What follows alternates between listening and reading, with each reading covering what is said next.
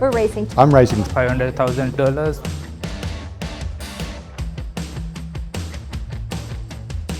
I love this. This sounds really interesting. What a great pitch.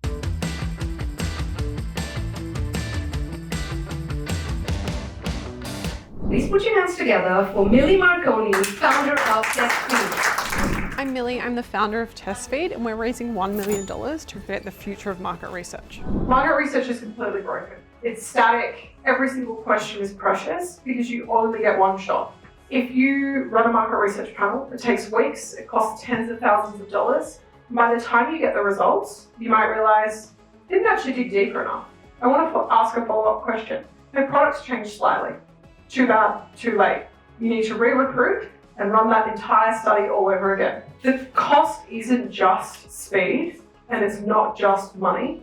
It's actually finality. So our methodology, we have a 4-step process. So we start by calibrating real humans. So we run a market research panel, and then we create a like-for-like AI panel. We run the same research study. From there, we calibrate the responses and show the customer the divergence. We have a certain divergence threshold, and then from there, they're provided with a calibrated synthetic audience. So this is a population that they can use and query on demand. So we really want to take the gut feel out of the room. So instead of decisions being made on hierarchy of stakeholders, on intuition, we actually can provide evidence-backed direction. Our model is to start with a population, and from there we expand. So an organization might run 5, 10, 1, 2, 3 populations, and so the expenses compounds over time. And post-validation and calibration, the margins are phenomenal. So we want to close 30 enterprise clients in the next 12 months. That will get us from $660,000 in revenue. From there, we will also launch our mid-market platform, which opens up an entirely new revenue stream for us. Thank you.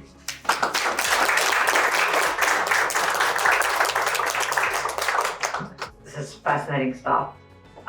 Who is the product currently aimed at, and how much does it need to change to address the enterprise buyers that you're thinking about? So right now it's aimed at enterprise. Essentially what we're doing is we're starting with human panels like for like with AI panels because it's a known behavior. So if I'm the likes of Cicutto, they spend about $100K a year on market research. It's a very, very known, familiar behavior for them. We're providing them the infrastructure to do it on demand. And in terms of the competitor landscape, who else is in the market, and how do you differ from them? Yeah, sure. So for us, I actually see competitors as quite a helpful education piece because it's such a new market and it's such a huge space. I love what you're working on. I wish I was talking to you last week before I went knee deep into like building this new custom tool that we're building for one of my businesses. It's not too late. still time. When you talk about building the AI population around this, around the real humans, how do you get, like, I guess, how do you sort of prove out that the insights that you're kind of getting from them or the responses that you're getting from them are real or kind of genuine and authentic to the type of audience that you're trying to target? Yeah, so for our initial pilots, we're doing this like for like, and the methodologies that we use, there's 3 different scores that we use. So it's semantic similarity rating, Likert, the other one has a funny German name, but they're basically scores showing like for like similarity. I absolutely love what you're building here. My question is on the enterprise side. I saw a couple of industries there. Do you think it'll be sort of vertical by vertical or broad horizontal? So we've been broad intentionally to show breadth of the product. So essentially how Cicutto runs their panels is not that dissimilar to an FMCG company. So we've wanted to show breadth across the different industries. Now we're out where we're putting the sales system in place. We're going to be extremely targeted in who we go after. I may know a couple of investors that would be interested in having a conversation, so let's chat so I can make it. Absolutely, love to continue our discussions if you continue to talk to me. Yeah, likewise, would love to chat and dig in a bit deeper. Sure. Everybody, give it up for Millie. Please welcome Laynton Allan from Clearwater Wellness. Hi, I'm Laynton Allan, co-founder of Clearwater Wellness Co. where we've built the world's first thermoelectric ice bath, designed to make cold plunging convenient, portable and accessible to the many. So my why. So as I said, a $1.4 billion industry growing at 10% CAGR. But my why started a couple of years ago through a deeply stressful period. And it was a period that I needed an edge. And that came in the form of cold water therapy. It caught me by complete surprise, the performance benefits that it gave me, but it became completely addictive. The problem was, the experience wasn't frictionless. I want you to imagine what a current ice bath setup looks like. It requires plumbing, it's noisy, it's challenging to install, and there's lots of failure points, which means temperatures can be inconsistent. Furthermore, it's not portable. Once you set it up, it stays where it is. So I teamed up with a couple of buddies, Matt, a doctor and former Olympian, and Max, a Silicon Valley engineer. Together, we've come up with a solution, which is the snow cap. Here's an image of what the snow cap looks like. We're calling it the Tesla of ice baths. All of the tech is harbored in the lid, creating a true plug-and-play cold plunging experience. You've got a wall socket, you can have a cold plunge.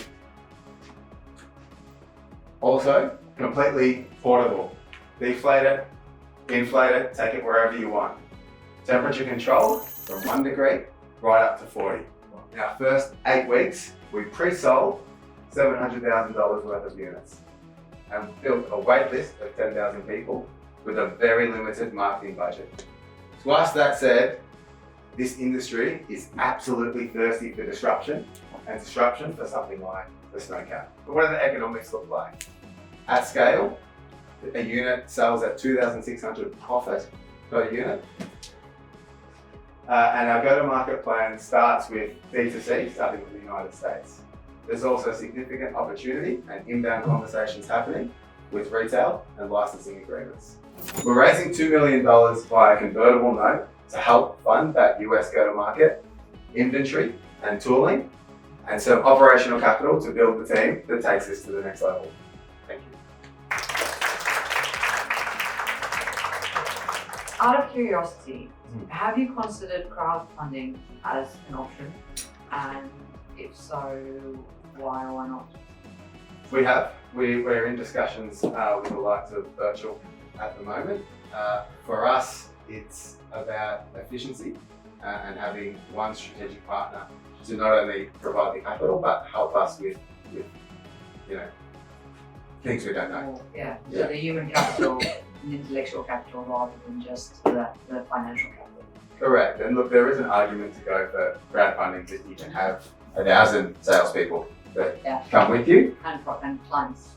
Exactly. But our target market is the United States. So that probably diminishes a little bit with Australian-based crowdfunding. Well, final question on this, just out of curiosity, why the US?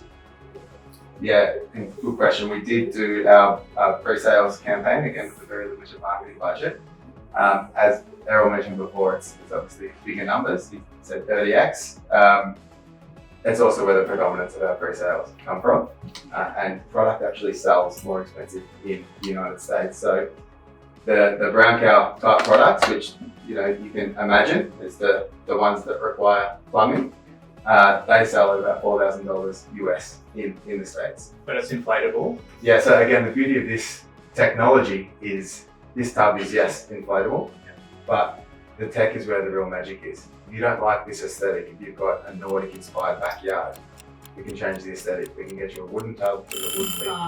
I love this. This is like very aligned to what I'm building at the Common Club. I'd love to figure out ways of distributing this out to our members and all those sort of things, both in Australia and overseas as well. So definitely love what you're doing. Would love to dig a little bit more into the business. Just a lot of alignment. So would love to chat. I find product businesses quite difficult to pitch to a lot of the investors that I work with. So happy to dig into my network and see if there's anyone that would be valuable for you there. And also happy to help in any other way. But I can't think of any immediate ways in which I can. So I'm going to hold, but if you have any specific questions or you see someone in my network that could be helpful, hit me up. Yeah, I would love to have another conversation. I think you've done an amazing job on the branding and the product. Yeah, I'd love to just dig into the numbers and the unit economics and the supply chain side of the business a little bit more. Yeah, that's all. Looks awesome. Thank you. Thank you, everyone. Please welcome Aarav, founder of Keen Care Australia. Hi, my name is Aarav. I'm the founder of Keen Care, where we are empowering care with technology. We are raising $500,000 with a 5% of equity. Why Keen Care? Why not something else? When I took over a business in 2021, a telecommunication company based out of South Australia, they were quite niche in building telecommunication solutions for aged care and disability care provider. Where I got the introduction of aged care and how a aged care works. When I first visited our aged care, I was deeply sad and I was disheartened. I clearly remember on that day, I haven't eaten anything because I was not able to mentally come out of that situation, what I have seen there. You know, people are in pain, and I have overheard people talking to each other that RN is talking to a carer. Why you haven't put in the detailed notes? Why the notes are not visible? You have just written work is completed, but there are 3 tasks that you needed to perform. Have you performed it clearly? And that guy was, I think, from Thailand or Indonesia, was not able to express properly.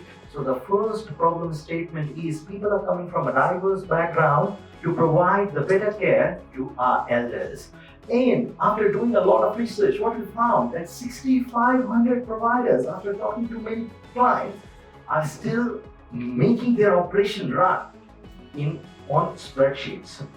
So what are the major problems is zero profit visibility to the providers who are running on spreadsheets. They are just claiming the money from the timesheets of the scheduled amount according to the care plan which is created by a third party RN. So no transparency in the funding. The funding is just taken out from a client if a provider, you have onboarded a provider as a client. Families are left in the dark.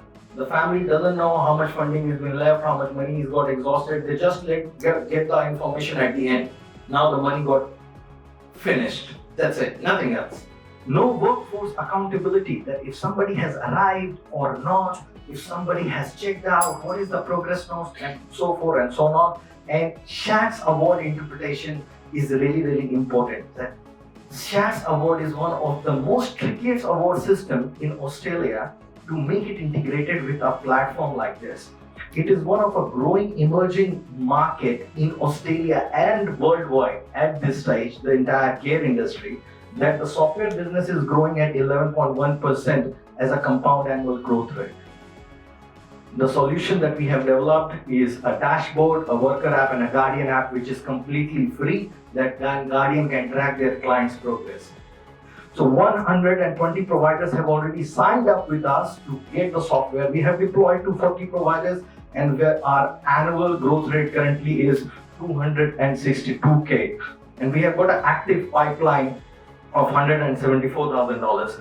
Why Keen Care? Why not Shift Care? Why not Brevity? Why not Lumri? Why not Care Master? Because we have got these things which they don't. They are being in the industry from so long, but still I'm not saying the intent is not there, but there is a loophole in the technology which is left, and it is not easy to use. The adoptability is not there. Why not there? We need to understand, and we need to make this adoptable. And this is my journey. We are asking $500,000 for 5% equity. Thank you.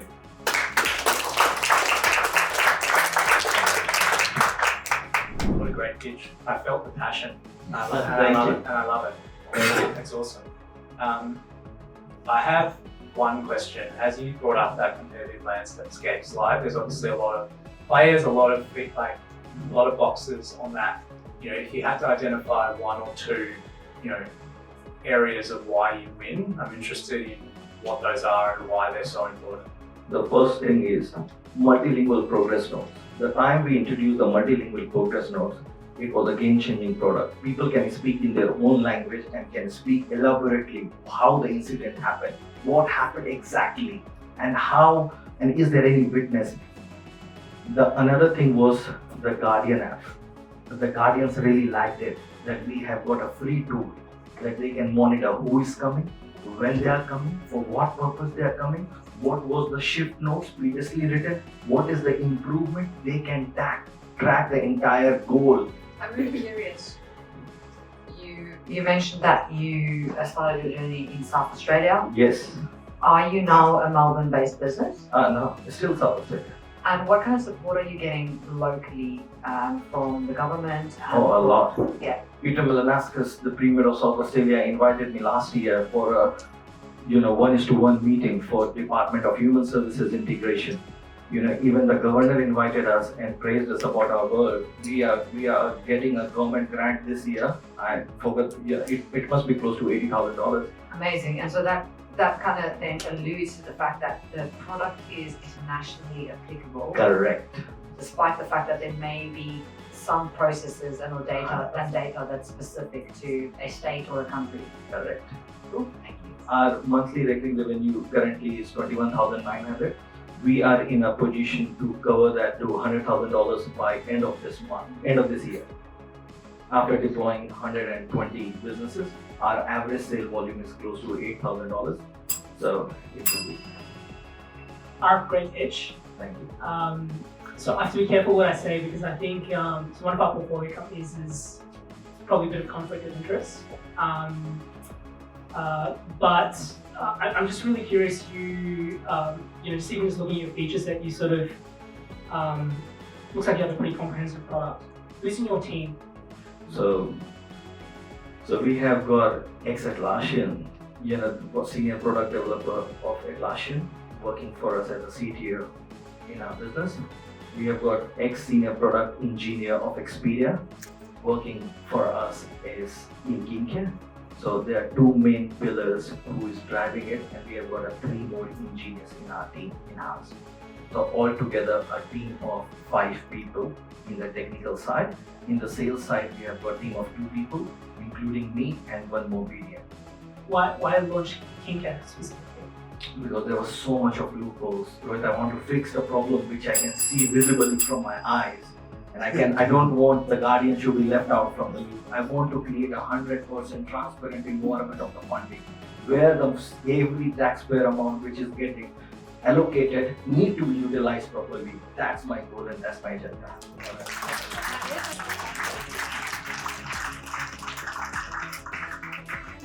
So yeah, obviously like a big believer in the opportunity within the space. Like I said, I mean personally I just have to check my conflict of interest, but happy to chat and explore what any ways I might be able to help or Thank you, guys. Liz? Love what you're building. I actually know Marley quite well as well as a couple of the ministers, and I'd love to have a meeting to see who I can connect you in with. There's a founder in South Australia that's founded BoCare. That might be a really interesting channel for you because they basically train carers, so that could be a really interesting channel partner for you. And I'd just love to explore, how I can help. Yes, great pitch. I didn't get a chance to ask about the amount and the valuation, but I'd love to have another meeting and to discuss that with you. 500,000 for 5%. Yeah, I'm interested in how far 500k gets to 5 devs. That's my main question. Okay, thank you.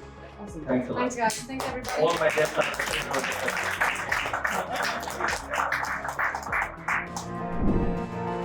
So, winner of tonight's pitch is, any guesses?